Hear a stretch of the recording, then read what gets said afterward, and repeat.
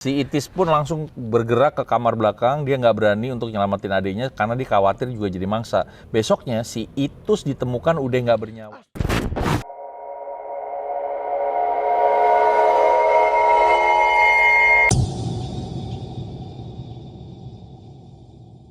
Gimana? Kita mau cerita. Tapi kita posisinya masih sama loh, Nggak Pak. apa-apa. Saya pakai atribut yang sama juga nih. Nggak apa-apa, kalau lo pindah ke kanan repot lagi nanti. Oh iya benar. Iya kan? Udah lo di kiri aja. Di sini aja ya. Iya. Kali ini di episode berikutnya kemarin setelah cerita tentang cerita-cerita horor Tahun di baru. tahun baru, sekarang ini ada pengalaman asli dari seseorang yang akhirnya ditulis dan masuk di Kumparan. Makanya kita baca ini dari Kumparan. Terima kasih ya buat teman-teman dari Kumparan ya. Dan juga dari si yang namanya Malik. Kimal. Malik IZ. Wih, Kilam. Oh ya Kilam.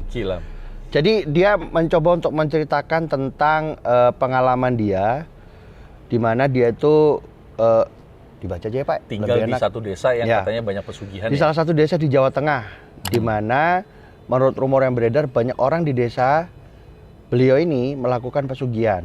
Dan itu dia pertama kali tahu dan menanyakan itu pada saat dia masih di SMP kelas 3 gitu kan. Dia nanya ke teman sebangku, apakah benar bahwa di desa itu banyak orang yang melakukan pesugihan. Nah, Terus menurut orang yang memiliki mata batin, di desa kamu banyak orang melakukan pesugihan, Jo. Dia ngomong sama temennya. oh iya. Iya. Iya ada Jo. Ada Jo. Apalagi kalau malam tuh di daerah yang lebih tinggi. Oh, maksudnya ini kali Iya, ya. dataran tinggi. Dataran Karena tinggi. mungkin berbukit ya. Ya, gelap gulita, rumah-rumah gedongan terlihat nggak menyala lampunya, hanya sedikit rumah yang tampak terang. Menurut lo gimana nih? Gitu. Wih, Katanya itu lagi gitu. mati lampu. Ada lagi. Pas ditanya gitu, dia diem Pak. Iya. Dia diem nggak bisa menjawab, tapi dia terus mendengarkan hal-hal yang kayak gitulah gitu ya. Tapi kalau dilihat dari kacamata ekonomi wajar karena banyak orang kaya di desa situ ya, yang merupakan salah satu sentra ekonomi. Jadi kalau rumah-rumah gedenya ada memang beneran gitu, tapi memang karena ada yang rumah biasa, Ya. ada yang memang rumah-rumah orang Bahkan kaya. apa jadi perbedaannya juga kelihatan banget gitu ya. Betul. Nah, terus nih si Kilam ini cerita lagi nih, kakek buyut saya, kakeknya ibu nih gitu, memang juga dikenal punya kemampuan sebagai seorang tabib, penyembuh gitu ya. Dia sering dimintain tolong untuk mindahin hantu yang suka ganggu.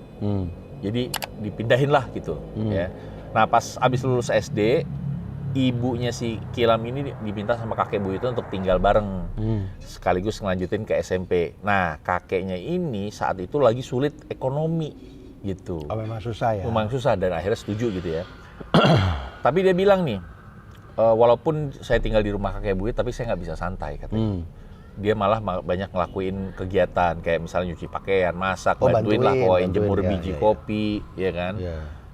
Makanya dia nggak heran nih kalau ibunya mewarisi kemampuan milik kakek buyut dan nenek buyut. Malah nyambung. Biasanya kan gitu ya, biasanya. Nah, ini terjadi pada saat si ibunya ini ada satu kejadian, Pak.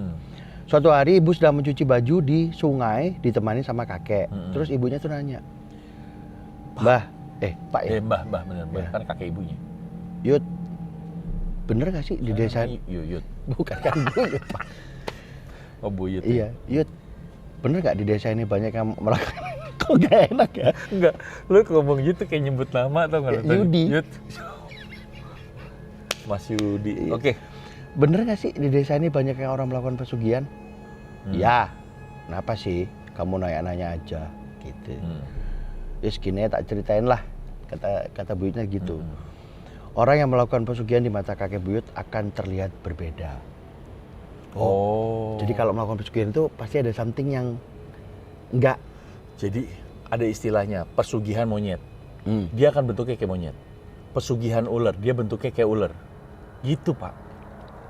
Gitu, Wah, gitu. ini iya bener. Kayak di Harry Potter. Iya. Seliterin. Wih. Ya kan? Menurut penuturan ibu, Banyak kakek tuh. itu Seliterin kan banyak tuh. Segini biasanya dah botolnya. seliteran. Menurut penuturan ibu, kakek buyut juga menceritakan bahwa ada satu weton itu kalau istilah di Jawa itu hari istimewa. tidak akan Bukannya tentara tuh satu itu. peleton. Wah. Ini nggak ada Iya, nggak ada terus, serangnya nih terus, jadinya terus. ceritanya. Weton tersebut tidak akan bisa melakukan pesugihan dan tidak bisa menjadi tumbal, yaitu weton Jumat. Wah, nggak boleh Pak. Oh, Jumat nggak boleh ya, karena kan Jumat hari baik. Betul. Seperti halnya yang disabdakan oleh Rasulullah SAW, Amin. bahwasanya hari Jumat itu tidak boleh berdagang. Nggak boleh. Dagang boleh, tapi pada saat azan lu selesai. Selesai. Lo sholat Jumat, Ya. habis itu party. Iya dong. Nanti tolong itu di-cut. Perihal pemandangan mata yang dilihat oleh kakek buyut itu juga menjadi sebab mengapa hingga wafatnya pada tahun 2000. Pak, di Mekah Pak. Woi. Ketika melaksanakan ibadah haji ia tidak pernah mau melaksanakan sholat Jumat di masjid desanya. Oh, karena dia melihat hal-hal aneh di beberapa bangunan masjid. Bangunan yang di dalamnya terdapat uang hasil pesugihan. Sekalipun uang hasil pesugihan tersebut disumbangkan, pasti akan cerat. Oh gitu. Pak, lo tahu nggak? Ini penjelasannya jadi Pak. Waktu lagi, ini cuma mengingat cerita aja ya. Tsunami terjadi di Aceh. Ingat nggak Pak? Kan banyak masjid yang hancur. Kecuali itu. Satu masjid doang kan yang nggak hancur kan. Nah, jadi mungkin ini Pak, masjid-masjid yang dibangun tidak dengan niat baik gitu loh. Oh bisa jadi. Iya. Walaupun tidak harus pas tsunami kali ya. Iya enggak, tapi bisa jadi kayak gitu ya Pak. Alhasil ibu pun banting tulang bekerja menjadi buruh tani. Oh jadi memang pada saat itu memang benar-benar nggak stabil. Ayahnya si Kilam ini kerja di Jakarta, istilahnya apa tuh? Ngemprah, jarang ngirim duit. Oh. Kemudian ayah mengakui kalau uang gaji. Oh ini kok dia jadi curhat Pak? Ya mungkin sekaligus. Oh iya. Dia nggak ada tempat curhat, kasihan kan. Makanya dia curhat di sini. Ini suatu hari ketika sedang mengantre membeli, ini pasti lagi ke pasar ya. Ibu menemukan uang ratusan ribu di bawah lapak kodok. Di bawah lapak pedagang ayam. Kondisi uang tersebut masih baru dan wangi. Anehnya pembeli yang lain tidak ada yang melihatnya. Oleh ibu uang tersebut diserahkan ke pedagang ayam tersebut. Ternyata harga ayam naik Rp2.000 berhubung ibu hanya membawa uang pas-pasan. Ngutang nih Pak. Sama si tukang ayam tadi. Gitu. Dan berjanji, Mas besok saya lunasin ya. Gitu. Malam harinya ibu merasakan gelisah luar biasa. Tidak bisa tidur, seperti ada sesuatu yang terjadi. Dalam keadaan demikian, pedagang ayam tersebut datang. Lalu berubah menjadi sosok yang menyeramkan dan menyerang ibu. Sosok itu terlihat seperti tinggi besar, hitam dan penuh bulu. Apa itu ada angin Pak? Apa itu? Gendrewes. Gendrewes ya. Untungnya ibu bisa selamat dan teringat doa yang diberikan oleh kakek. Kakek si buyut itu tadi. Iya gitu betul. Ya. Dan keesokan harinya ibu kembali pergi ke pasar dan melunasi utangnya kemarin. Mas, ini yang utang saya kemarin ya, kata gitu. Pedagang ayam tersebut seperti merasa khawatir, mungkin khawatir kalau rahasianya kebongkar. Oh, karena ketahuan itu Pak. Iya. Sesampainya di rumah ibu mengatakan kepada si yang cerita ini, sama si Kilam punya itu. utang 2.000 aja bisa sampai nyawa taruhannya ya Le. Sejak itu ibu tidak pernah lagi membeli ayam di tempat tersebut. Dia ganti beli ayamnya KFC. Loh ini kan dia mau masak sendiri. Oh, dia mau masak sendiri. Nah, jadi gini, cerita yang lanjut nih. Beberapa hari kemudian, kerabat pedagang ayam ini ada yang meninggal dan meninggalnya secara tidak wajar. 10 tahun setelah kejadian, salah seorang tukang bangunan yang kerja sama pedagang itu datang nemuin ibu untuk berobat. Pas itu ibu udah menjadi seorang tabib, ibunya si Kilam ini. Kan punya keturunan ya. Nah, tukang bangunan itu bilang, dia ceritain apa yang dialaminya sama seperti apa yang pernah dialamin sama ibu dulu. Mimpi didatengin sama si tukang ayam itu. Iya kan? Kang ayam macem-macem ya. Iya benar. Gitu. Nah, jadi kejadiannya sama. Dia nemuin uang itu, terus digangguin tuh. Iya. Nah, ya, terus ada cerita lagi nih Pak. Ada cerita yang dia dapat arisan ya? Ya. Itu gimana Pak? Waktu itu ini siapa? Oh si Kilam. Si Kilam udah SMP nih. Ibunya dapat arisan. Karena kepengen banget, udah lama pengen banget punya lemari Gispar itu panjang. Yang ke samping ini. Iya, kayak buffet. Oh, kayak buffet gitu. Karena barang-barang di rumah berantakan, maka ibu memutuskan untuk membeli lemari Gispar dari duit arisan tadi tuh. Itu biasanya ditemenin sama drum, sama bass, Gispar. gitar. Oh, gitu. Sampai di toko furniture ternyata uang ibu nggak cukup. Awalnya ibu tidak akan jadi membeli, tapi pemilik toko furniture memaksanya. Katanya nggak apa-apa, kekurangannya bisa diangsur. Nggak apa-apa bu, buat nopo-nopo. Ibu pun berjanji akan melunasi nanti ketika uang tabungan milik Adi di sekolah dibuka. Loh, oh ya wis. Sebenarnya ibu juga khawatir karena mendengar pengalaman dari orang-orang. Ibu pun berkata, jangan mendatangi ya pak. Sama kasus kayak Kang Iya, Ayam. pasti akan saya bayar jika tabungan di sekolah dibuka. Akan tetapi, pas hari tabungannya dibuka, uang tabungan milik adiknya tidak dibagikan. Wali kelas bilang mereka bahwa mereka yang nominal tabungannya besar akan dibagikan minggu depan. Wih, ibu pulang dengan tangan kosong. Tangsong. Terus mampir ke toko furniture dan cerita. Malam harinya ibu nggak bisa tidur lagi. Si adiknya ini langsung disuruh tidur satu kamar dan sepanjang malam ibu ngawasin mereka tidur. Si ibu panik pas ngelihat ini anak berdua kayak kecekek. Kayak lagi tidur terus kecekek gitu. Nah, pas lagi panik datang nih si tukang toko furniture-nya. Terus langsung berubah menjadi tinggi besar penuh bulu lagi. Gendres rewes. Sama lagi ya pak? Ibu langsung baca doa, makhluknya hilang. Terus nafasnya si anak-anak balik normal lagi. Kenapa sih cerita ini saya merinding pak? Sama, saya juga ini dari tadi. Iya kan?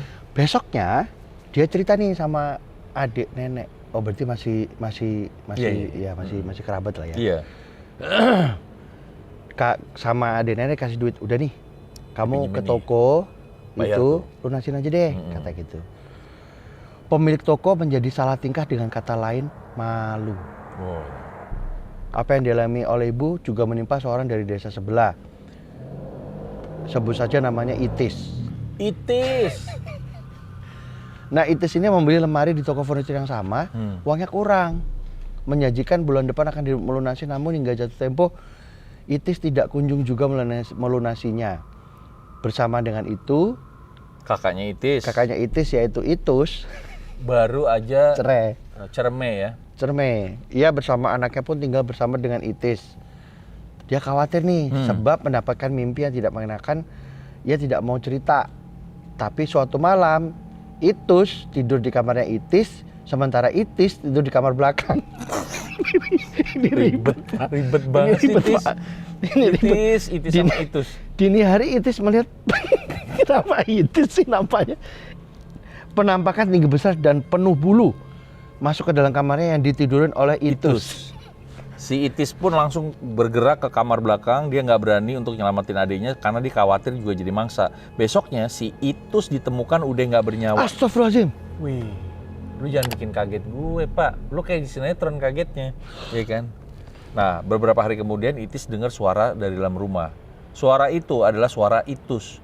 Dia nangis terus nyalahin si Itis.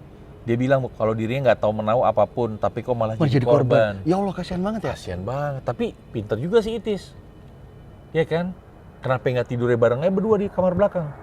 Kenapa si Itus maksain tidur di kamar? Pindah. Wih. Nah, ini ada lagi nih. Ini cerita baru nih.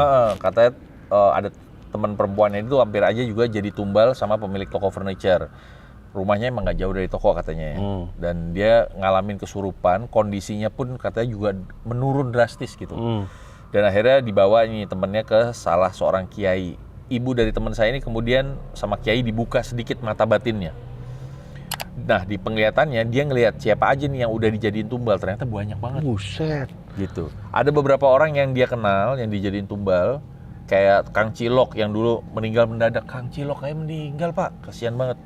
Terus dia lihat sepupu ibunya yang dia lumayan heran karena seingat dia sepupu ibunya ini meninggal karena kecelakaan jatuh dari angkot pas lagi mau daftar SMA.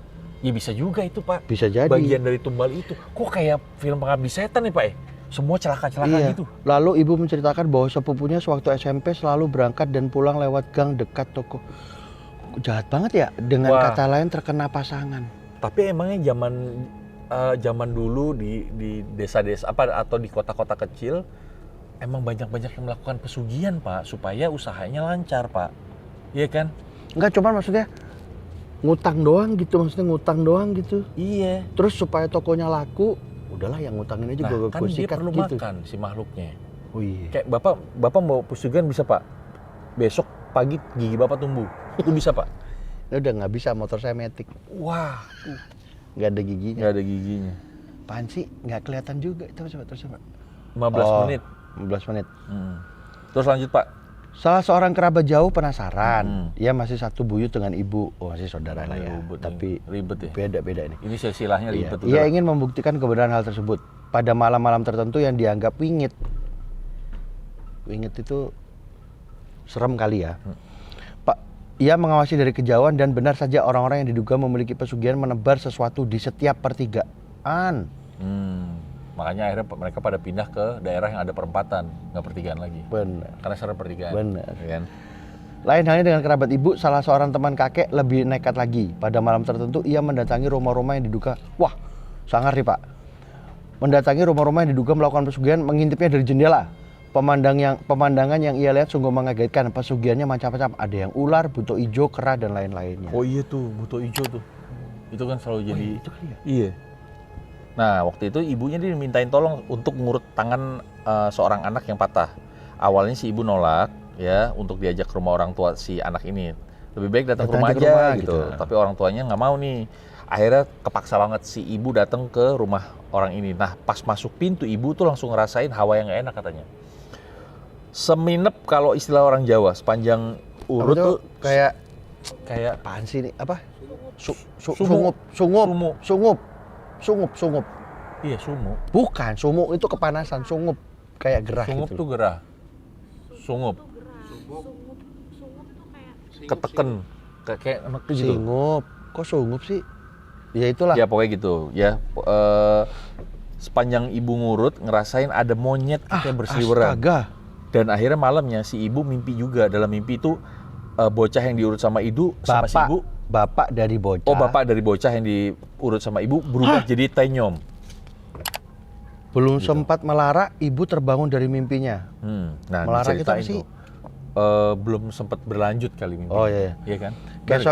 Keesokan harinya ibu menceritakan hal tersebut kepada si pencerita ini, mengatakan bahwa Sabtu depan kerabat dari orang tersebut akan meninggal. Hah?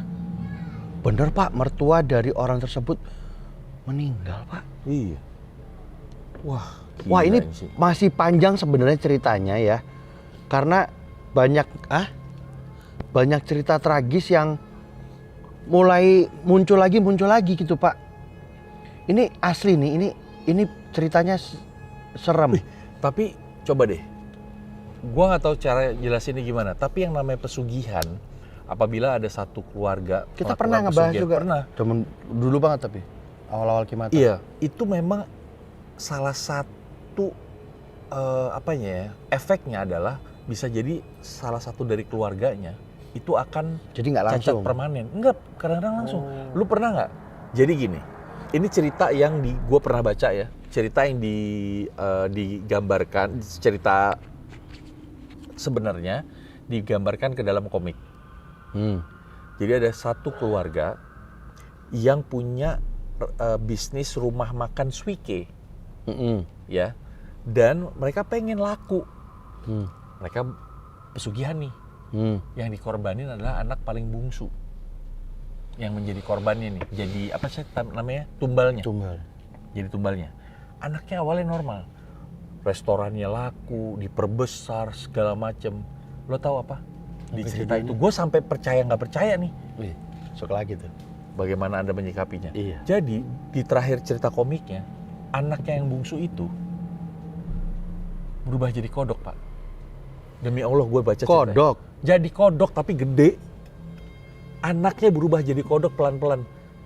Badannya. Pertama badannya, kakinya, sampai akhirnya full kodok. Dan kodok itu harus dirawat sama orang tua, sama keluarga itu.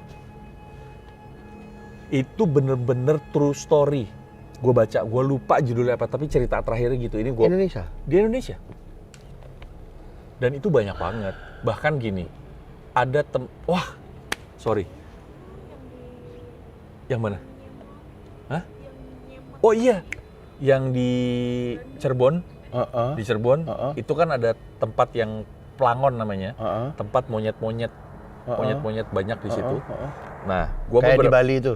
Kayak di Bali, tapi ini kalau ya sama lah hampir mirip gitu. Tapi kalau yang di Pelangon ini kita udah tahu, kita udah curiga dan kita udah pernah dengar cerita bahwa itu semuanya adalah jadi-jadian monyetnya. Pernah gue lagi datang karena itu jadi tempat wisata sebenarnya. Atau gue di Kibata udah pernah cerita belum sih? Udah ya? Belum ya? Belum. Nah jadi di Pelangon itu jadi ada kunjungan, jadi kayak kunjungan khusus dari ada orang yang satu keluarga itu kalau dia agak minggir karena tempatnya gede banget, ada pohon-pohon banyak. Kalau keluarga yang minggir, nanti ada satu kuncennya akan bawa satu monyet ke arah keluarga itu. Ntar si keluarga itu sambil berdoa, monyetnya nangis. Hah? Dan gue ngeliat dengan mata kepala gue sendiri. Serius Pak ini? Serius. Gue tanya dong sama, waktu itu gue nanya sama siapa ya? Oh sepupu gue. Mas Don, gue bilang, kok itu nangis mas? Namanya Joni pasti. Namanya Dondi. Oh Joni. Mas Don, kok itu nangis kenapa? Terus gini, ntar aku ceritain. Ntar aja deh. Gitu. Gitu. Udah nih udah balik, dia baru cerita. Jadi yang tadi itu arahin ke episode lama Kimata tentang pesugihan. Lah tadi udah. ini Ganggu ada, cerita nih. pokoknya ada dari tadi. Ini Pak Dito bener-bener. kita pernah ngangkat tentang pesugihan ya. Nah, sepupu gue cerita. Jadi itu adalah monyet yang ditumbalin sama keluarganya supaya usaha keluarganya sukses.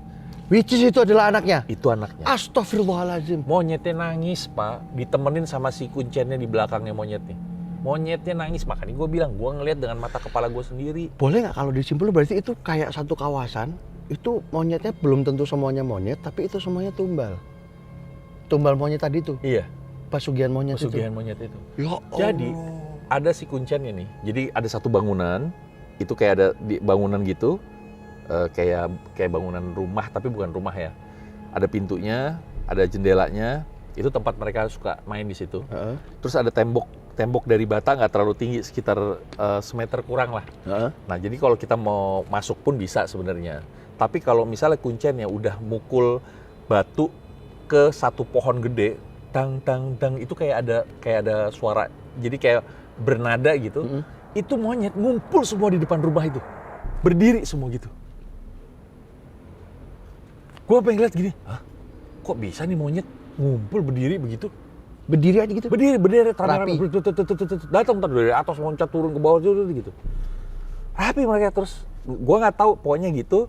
Nanti tiba-tiba satu-satu masuk ke dalam rumah itu. Kalau katanya kuncen mau dikasih makan. Itu pak. Apa namanya? Pelangon. Jadi kalau di Cirebon di Pelangon itu agak naik pak.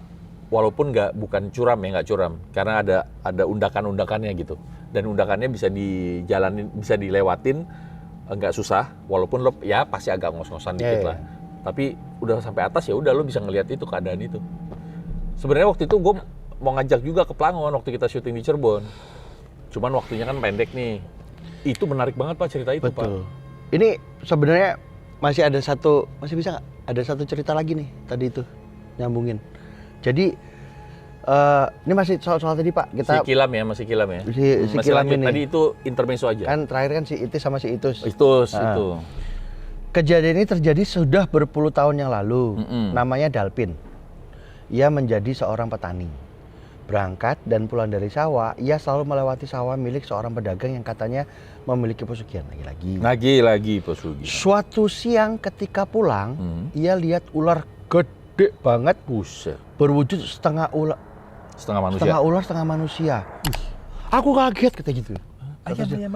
Enggak dong, ular gitu. Waduh. Ya kan? Iya. Tatkala orai, bahasa Sunda orai itu ular. Tatkala orai tersebut berbalik badan menuju ke arahnya, dia kaget. Plus ditambah kepalanya itu merupakan seorang yang selama ini ia kenal, yaitu pedagang yang katanya memiliki pesugihan. Tuh kan, gitu tuh kalau pesugihan. Ya kan? Berhasil lah tuh dia karena lari keribit-ribit. Wih, terbirit-birit. Iya, terbirit-birit. Dia pas pulang, dia cerita sama istrinya, "Mbok nih, masa aku tadi tuh ngelihat ada ular berbadan manusia." Manusia berbadan ular. Waduh, terbalik doang itu Pak. Ya nggak apa-apa. Gitu kan? Terus istrinya bilang, "Udah, nanti kalau kamu pergi ke sawah, ya hati-hati. Ya hati-hati, atau kalau enggak, udahlah nggak usah ke sawah lagi lah." Tapi kan namanya mata pencarian ya Pak. Iya. Tetapi pas siang harinya, Pergi nih dia. pas jam 11-an lah gitu ya, dia malah ke sawah. Dalpin, bander Bener-bener banget dia, Pak. bilangnya. Pas sore, dia nggak pulang-pulang Pak. Iya, lagi mampir ke rumah janda kali. Enggak Hah? dong. Enggak dong. Enggak ya? Enggak. Enggak ke rumah janda ya? Dicari sama orang desa, sampai ke sawahnya, nggak ketemu. Sawahnya nggak ketemu? Bukan. Oh, Dalpinnya? Daplinnya. Oh. Si Daplin ditemukan si Dalpin ditemukan dalam keadaan tidak bernyawa di pematang sawah milik pedagang itu tadi. Wah, pedagang tadi. Jadi kayaknya gini, kalau ketahuan, lewat aja. Yang nemuin Pokoknya yang itu, bisa ngelihat gitu ya, entah celaka, entah kayak gitulah. makanya gue sekarang kalau ada pedagang lewat, gue nggak mau lihat. Aduh, nggak mau lihat gitu. Kalau ada pedagang, Lewat. nggak mau lihat. Nggak mau lihat. Nah, kalau lagi di pasar gitu, nggak mau lihat. Gitu. Oh, gitu. Oh gitu. Gue nggak beli apa-apa terus ngapain ke pasar. Takut Pak sama gini-ginian Pak. Jadi di sini, belum. Di pematang sawah milik pedagang itu, sekujur tubuhnya hitam membiru, lebam. Tapi dalam kondisi sudah Telentang. meninggoy. Kasihan loh, telentang tuh sakit loh Pak. Iya kan? Keras. Wah, ini tapi si Kilam ini ngingetin Ini saya baru sekarang loh cerita soal pesugihan, saya merinding Pak. Iya, bahkan gue juga merinding. Kemarin Si Kilam perasaan sih bilang nih katanya jangan sekali-sekali kita menyekutukan Tuhan. Pasti. Jadi apapun, kalau misalnya kita sedang dalam rangka usaha, ya udah kita berserah diri aja. Ikhlas lah ya. Ikhlas intinya. aja. Susah sih, tapi ya memang mesti jalannya seperti itu. Ya manusiawi juga sih Pak. Betul. Gue bisa paham ya. Gue mau gue untung, Ya cuan gede. gitu. Apapun gue lakuin. Cuma maksudnya apapun gue lakuin itu ya kerja keras. Ya dong. Easier said than done, bener. Iya betul. Sebenarnya kita ngomong gini gampang, tapi memang susah. Memang susah Pak. Makanya ini bagus nih Pak kata-katanya si Kilam nih. Lebih baik sengsara di dunia daripada sengsara di akhirat. Sengsara di dunia tidak ada apa-apanya dibandingkan dengan sengsara di akhirat. Wah, Kilam, terima kasih ya buat ceritanya. Thank you banget ya. Ini refleksi juga buat kita. Jadi apapun yang kita lakukan, kita berpasrah diri aja sama Allah. Kita ikhlasin aja, pasrahin aja gitu. Kalau usahanya gagal, ya udah, coba lagi. Gitu. Kenapa? Ada di belakang. Tadi ini, gue mau tahu nih namanya siapa nih dia. Iya. Gue takut dia namanya ini Cari tahu lah Cap. Samsul. Pak Samsul, mudanya kali ya. Iya, ini pasti ganteng Pak, orangnya kayak tinggi. Iya, dia tadi tuh senderan gitu, set gitu kan. Dia udah balik lagi ke Wih. sana. Cuma tadi saya dengernya sih kayak jalan ke situ. Cutbray lagi. Apa gini? Udah gini-gini. Ya udah.